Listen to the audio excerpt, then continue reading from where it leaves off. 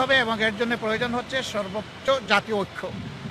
দল মত ধর্ম ভিন্নতা থাকবে, এটা খুবই স্বাভাবিক, কিন্তু জাতীয় স্বার্থের জায়গাগুলোতে আমরা যেন সবাই একমত থাকতে পারি, ঐক্যবদ্ধ থাকতে পারি। আপনাদের মাধ্যমে আমরা সেই আহ্বান জানাই এবং আমরা সেখানে ওইটা তুলে ধরেছি। তো এই ছিল মোটামুটি আজকের আলোচনার বিষয়বস্তু। আমরা এখন বিদায় নিতে চাই। আপনাদের একান্ত জরুরি কোনো প্রশ্ন থাকলে করবেন, আদারওয়াইজ আমাদেরকে ছুটি দিলে খুশি হব। না না, ওই রকম ডেফিনিট কোনো আজকের প্রেক্ষাপটটা ঠিক ওরকম ছিল না, এই জন্য ওই ধরনের ডেফিনিট কোনো আলোচনা আমরা করিনি। অ্যাডভোকেট সাইফুলের হত্যার ইয়াটা চান জি, আমরা শুধু ইসকন না, আমরা বলেছি জাতীয় স্বার্থের বিরুদ্ধে যারাই যাবে তাদের ব্যাপারে পদক্ষেপ নিতে হবে। মাননীয় আমির গতকাল বিএনপির একটি প্রতিনিধি দল প্রধান উপদেষ্টার সাথে দেখা করে দেশের সাম্প্রতিক পরিস্থিতিতে উদ্বেগ প্রকাশ করেছেন। জামাতের পক্ষ থেকে কি এরকম কোনো উদ্বেগের কথা বলা হয়েছে কিনা? আর দ্বিতীয় কথা হলো যে বিএনপির পক্ষ থেকে সকল দলকে নিয়ে একটা জাতীয় ঐক্যের কথা বলা হয়েছে এবং বিএনপি বলেছে নির্বাচনের একটা রোড ম্যাপ। এই তিনটা কি আপনারা বলেছেন?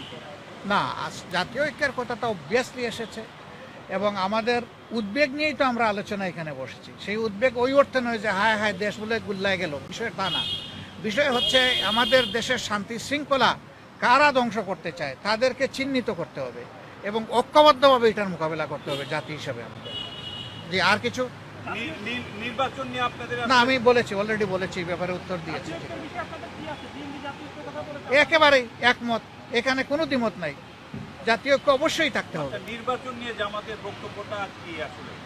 না, আমাদের বক্তব্য তো আমরা পরিষ্কার করেছি যে মিনিমাম সংস্কার যেগুলো দরকার, যেমন আমাদের 41 দফা দাবি আছে সংস্কারের, কিন্তু এই সরকারের জন্য আমরা 41 দফা দেইনি। আপনাদের মাধ্যমে আমরা মাত্র 10 দফা দিয়েছি, জাতির সামনে উপস্থাপন করেছি এবং তাদেরকে আমরা হ্যান্ড ওভার দিয়েছি। আমরা চাই যে এই সংস্কারগুলো দ্রুত করা দরকার, এই সংস্কারগুলো করে যত দ্রুত সম্ভব নির্বাচন দিয়ে দেওয়া উচিত। জি, ধন্যবাদ সবাইকে, এখানে আমরা শেষ করতে চাই। জি, অনেক ধন্যবাদ আপনাদের সহযোগিতার জন্য। আসসালামু আলাইকুম ওয়া রাহমাতুল্লাহ।